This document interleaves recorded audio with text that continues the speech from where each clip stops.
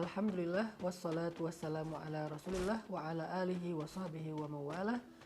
Nah, kali ini saya akan berbagi dengan teman-teman tentang keutamaan membaca Al-Quran.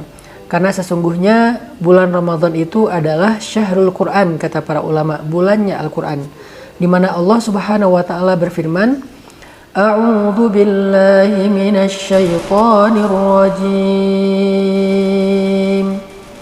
Bismillahirrahmanirrahim.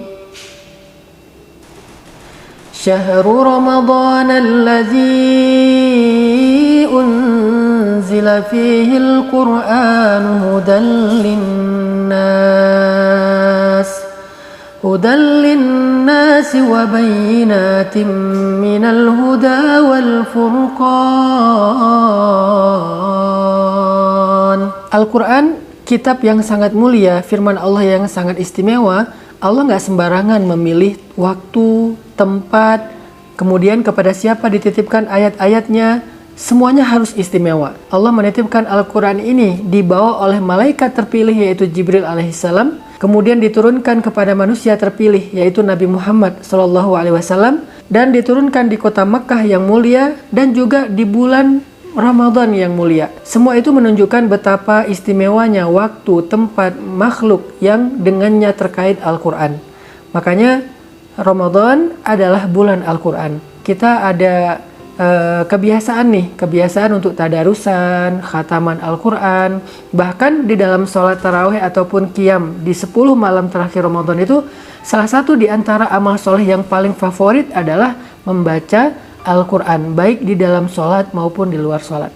Pertanyaannya adalah bagaimana caranya membaca Al-Quran untuk mengobati hati atau menjadi syifa, menjadi obat terhadap berbagai macam masalah di dalam jiwa kita.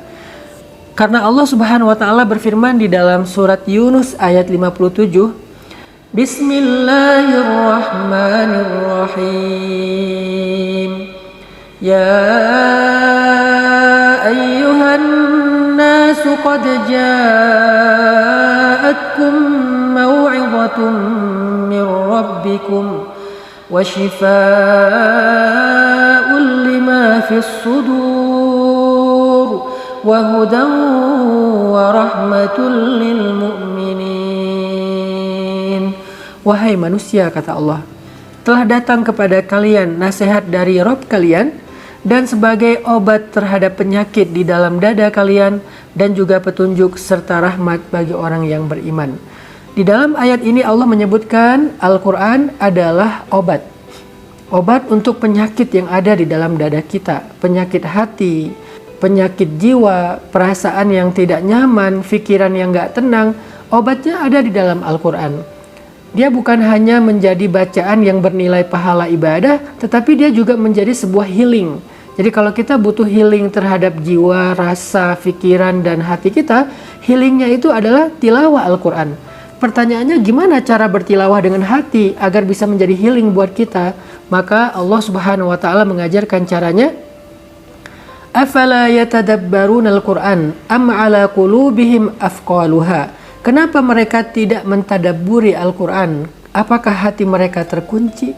Sehingga Allah mengajarkan kita bagaimana cara membaca Al-Quran yang powerful. Allah berfirman, Afala yatadabbaruna al-Quran Afala yatadabbaruna al-Quran am ala qulubin afqaluha. Mengapa mereka tidak mentadaburi Al-Quran? Apakah di atas hati mereka ada kunci yang membuat mereka tidak bisa merasakan indahnya Al-Quran? Ternyata rahasia powerful tilawah bagaimana membaca Al-Quran yang bisa menjadi healing itu adalah at-tadabbur. Apa itu tadabbur? Memaknai ayat yang kita baca dengan pemaknaan yang dalam. Kita bisa melakukan itu dengan membaca ayat-ayat yang tematik. Jadi kita nggak harus selalu membaca Al-Quran itu dari awal sampai akhir, dari Al-Fatihah sampai An-Nas. Kita bisa membaca surat ataupun ayat secara tematik. Kita bisa googling misalnya ayat tentang galau. Apa sih ayat tentang galau? Atau kisah-kisah.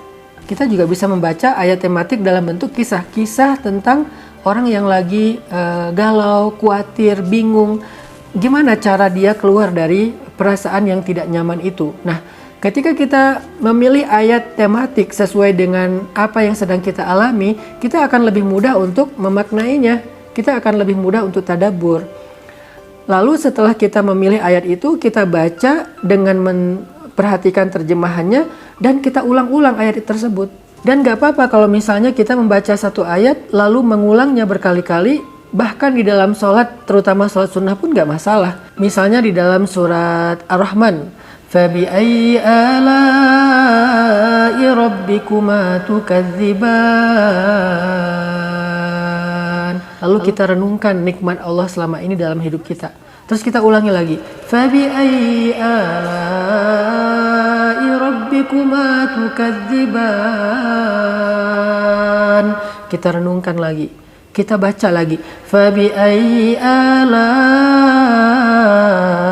رَبِّكُمَا تُكَذِّبَانِ. Itu adalah cara membaca Al-Quran yang paling powerful. Pertama, langkahnya adalah pilih ayat tematik. Googling dulu kalau kita nggak ngerti cara memilih ayat secara langsung di Al-Quran. Tema apa yang kita pengenin? Biasanya keluar tuh ayat-ayatnya. Lalu baca ayat itu dengan terjemahan. Setelah kita memahami dan menghafal terjemahannya, coba terapin ayat itu di dalam sholat dengan cara diulang-ulang berkali-kali. Sambil memaknainya di dalam hati kita, di dalam pikiran kita. Oh ini maksudnya, oh ini maksudnya. Itu jadi healing banget, itu touching banget, itu powerful banget. Kita misalnya baca pengen ini nih, pengen kok saya orangnya sering lalai ya, kok saya orangnya larut ya dengan dunia, pengen sesekali merasakan dekat dengan akhirat, dekat dengan kematian, supaya lebih semangat dalam beribadah dan bertobat. Ayatnya apa? Kalla idza balagatit taraqi wa qila man raq wa dhanna annahu al-firaq وَالْتَفَّتِ السَّاقُ بِالسَّاقِ. Kita bisa ulangi lagi. كَلَّا إِذَا بَلَغَتِ التَّرَاقِيَ وَقِيلَ مَنْ رَاقٍ. Ulang lagi, diulang lagi. Ayat itu tentang apa di surat Al-Qiyamah? Tentang proses kematian itu sendiri. Proses ketika nyawa dicabut dari jasad kita. Itu kita ulang-ulang, apalagi tengah malam lagi tahajud, lagi witir, atau menjelang subuh. Itu powerful banget teman-teman. Makanya membaca Al-Quran yang bisa menjadi healing bagi hati kita itu nggak cukup hanya membaca hurufnya. Tetapi kita harus membaca maknanya, kita terjemahkan, kita ulang-ulang, kita cari waktu yang nyaman untuk kita membacanya lalu merenungkannya sehingga kita akhirnya bisa yakhirruna lil adqani sujada, bisa tersungkur menangis sepanjang malam. Allah Subhanahu wa taala berfirman, wa idza tuliyat 'alaihim ayatur rahman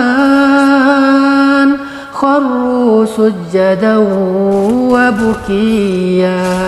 Kalau mereka dibacakan ayat-ayat Allah, mereka tersungkur dan mereka bersujud sambil menangis.